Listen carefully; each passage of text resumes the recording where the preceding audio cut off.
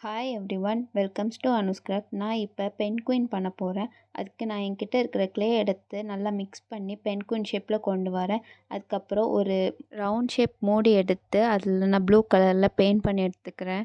இது கடல் மாதிரி இருக்கணும்னு நான் எக்ஸ்ட்ராவாக கலர் பண்ணி எடுத்துக்கிறேன். ஆல்ரெடி நான் க்ளேயில் ஸ்டோன் மாதிரி பண்ணி வச்சுருந்தேன். அதை எடுத்து நான் செமி சர்க்கிளாக ஒட்டி விட்டுக்கிறேன்.